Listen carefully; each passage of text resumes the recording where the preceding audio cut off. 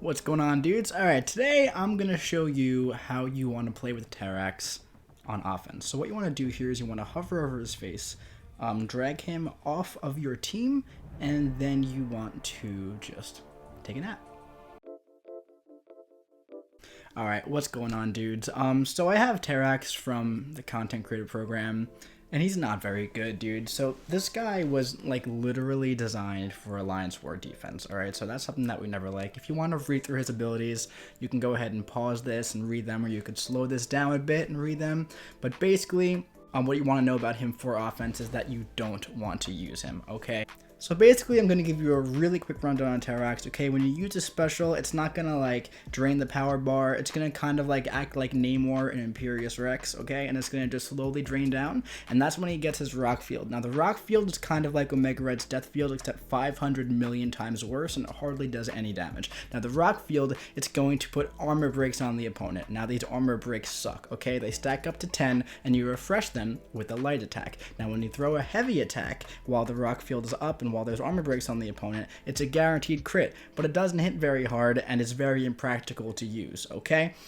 So the one thing that I really like about Terrax is that he is shock and bleed immune, okay? So he's very suicide friendly because he is bleed immune.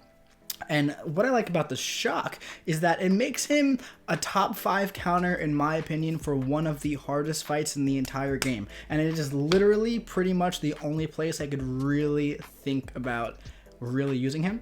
Now, obviously, you know the fight is the Ultron in Variant 3 because of the title and the thumbnail of the video.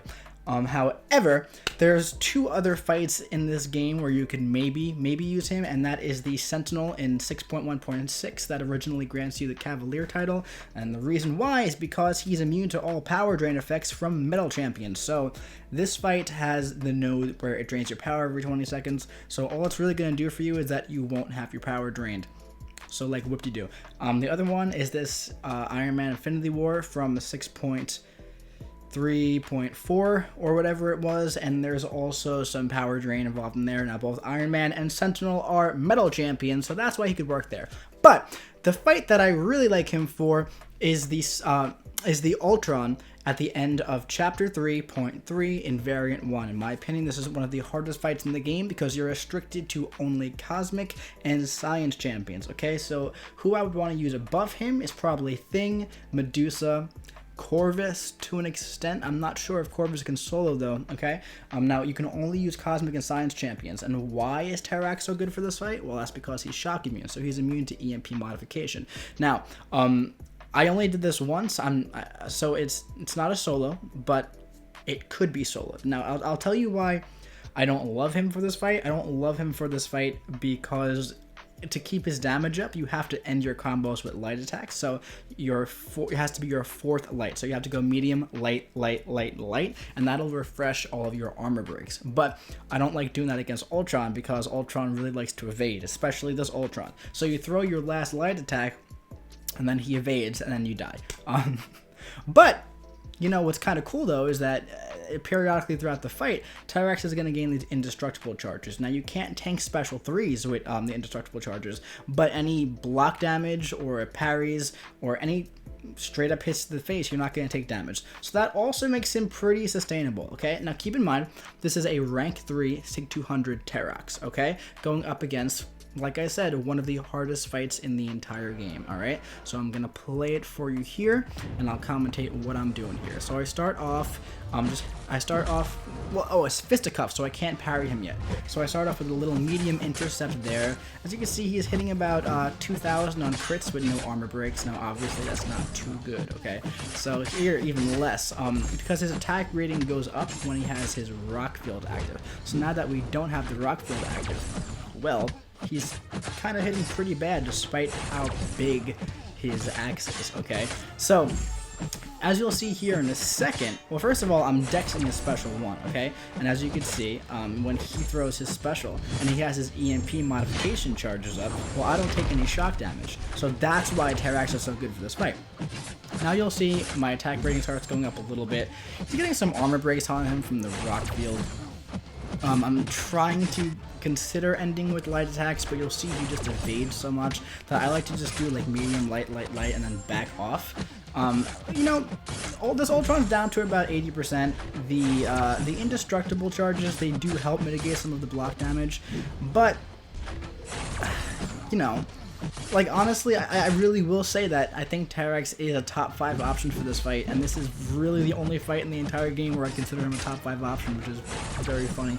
And it's just because he's immune to shock, so he doesn't take EMP modification damage, and he happens to be a Cosmic Champion. So here we are 85 hits in, and he's at about 75% health. So, you know, if this was a rank 5 champion, he'd probably be half dead, which is, you know, very good.